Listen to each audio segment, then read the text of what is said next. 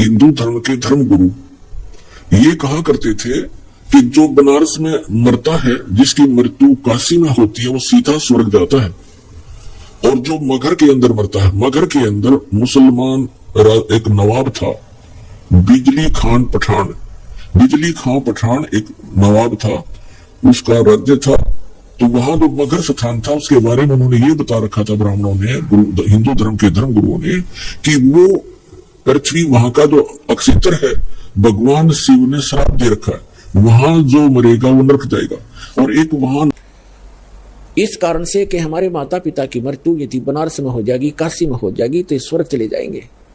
कबीर साहब कहा करते थे, पृथ्वी के ऊपर कहीं भी मरो, बुरा व्यक्ति तो नरक जाएगा, और शुभकर्मी प्राणी चाहे मगहर मरो और चाहे मरो बनारस या मथुरा में, अच्छे कर्म करने वाला स्वर्ग और बुरे कर्म करने वाला तो भाई नरक में ही जाएगा।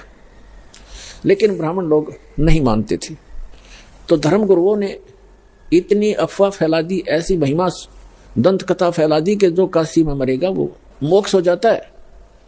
इसलिए जो बनिए लोग थे, बनिए पैसे वाले, उन्होंने अपने माता पिता को अंत समय में 2 वर्ष 4 वर्ष से 10 वर्ष रहो, कोई वहां नौकर छोड़ देते थे उनके लिए, कि हमारे पिता ने हमारे लिए बहुत कुछ किया है, पैसा हमारे पास है, आराम से वहां रह लेंगे और इनकी मृत्यु होगी तो स्वर्ग चले जाएंगे। अब जब उन्होंने ऐसे रखना शुरू किया तो उन धर्म गुरुओं ने सोचा क्यों ना इनको हम अपने घर रख लें, इनके बूढ़ों को, बूढ़ियाओं को, और रखेंगे तो ये कुछ हमें देंगे भी।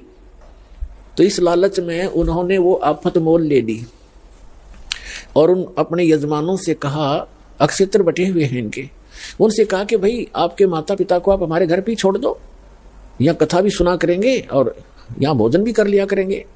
उन्होंने कहा जी बहुत अच्छी बात, फिर तो हम अपने माता पिता के आपको आपके घर छोड़ देंगे। तो उनके वहां खूब दक्षिणा भी देने लगे, उनके खर्चा भी देने लगे और अलग से भी पैसे दान उन ब्राह्मणों को, गुरुओं को देने लगे।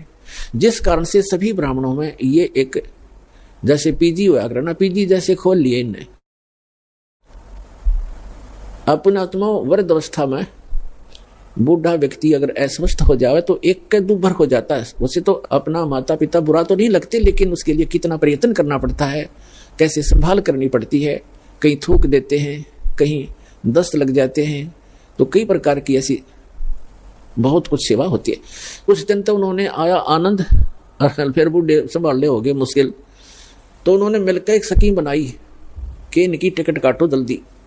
उन्होंने क्या स्कीम बनाया कि एक करौंत लगा दो, एक करौंत बना लिया। करौंत मतलब एक ऐसी बनाई आरत सी गंगा के किनारे, एक ऐसी गुफा सी बना दी गंगा के किनारे, घाट सा उसपे, और एक मड़ी सी बनाकर ऐसे, और उसके अंदर जैसे ऐसे बनी हुई थी उसके अंदर करौंत फिट कर दिया ऊपर, ऐसी उसका स्ट्रक्चर बना दिया। और उस करौंत के हैंडल थोड़ी सी दूरी पर 50-50 फुट दूरी पर रस्से से अंदर अंदर बांध कर ऐसा अंडरग्राउंड बना लिया।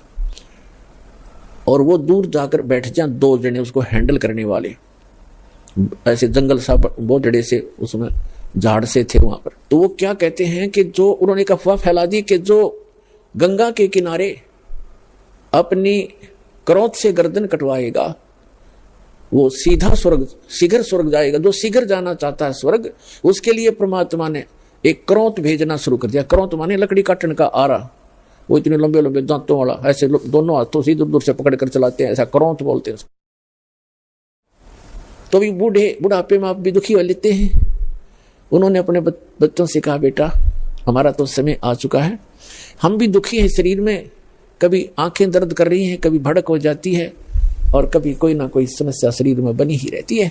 और ऐसे गुरुजी बता रहे हैं कि भगवान की तरफ से करौंत आता है और उससे जो गर्दन कट जाए, उससे गर्दन काटेंगे और सीधा स्वर्ग चले जाएंगे। और उन्होंने बताया कि पीड़ा नहीं होती, बहुत शीघ्रता से काम बन जाता है झटके की तरह। तो सब ने धीरे धीरे उन्होंने अब अपने बुजुर्गों ने अपने बच्चों से प्रार्थना की, बेटा हम तो मृत्यु के निकट हैं और हमें जाने दो। तो बच्चे फिर मना कैसे करें, तो भगवान की तरफ से ऐसा कोई व्यवस्था होगी है तो अच्छी बात है, पिताजी भी चाह रहे हैं। तो उन्होंने कर दिया वो शुरू, अथा कसाई वाला। अब वो लागे गर्दन कटवाने वहां पर। अब वो आवाज लगा देते थे, हे परमात्मा करौंत भेजियो, उसके लिटा के नो नीचे को मुंह करके, हे परमात्मा करौंत भेजियो, और उसके पीछे थे ऐसे स्थान पर सेट करते थे तो सीधा उससे निकल कर आता वो, और नित्य रस्से होते थे उनको 2 बार ऐसे कर देते, कच्च दही कर देता, और फिर उसको घुमा देते, वो ऊपर फिट हो जाता, दिखता भी नहीं उनको तो। और कौन देखे था अंदर जाकर के, तो वो निकाल ले गए, वो फिर उठाकर वहीं सभा कर दें। फिर उनकी मृत्यु के उपरांत वो गुरु जी फिर ये करो, वो करो, फंड करो, वो न्यारी दक्षिणा, और उसकी विशेष टिकट लगा दी उन्होंने कि 100 रुपये लगते हैं, जब करो तो आता है, हमने पूजा करनी पड़ती है तब करो तो आता है ऊपर से। अब उस समय के 100 रुपये आज के 10 लाख के बराबर है, तो वो भी स्वीकार किया। परमात्मा कहा करते, भाई काशी करवत लेत हैं, आन कटावें शीस, और बन बन भटका खात हो, यूं मिले नहीं जगदीश। गरीब बिना भक्ति क्या होता है, भावे काशी करोत ले, मिटे नहीं मन बासना, बहुविधि भर्म संदेह। काशी नगर के विषय में ब्राह्मणों ने दंत कथा बताई थी कि भगवान शिव ने काशी की भूमि को वरदान दे रखा था कि जो यहाँ मरेगा वह स्वर्ग जाएगा।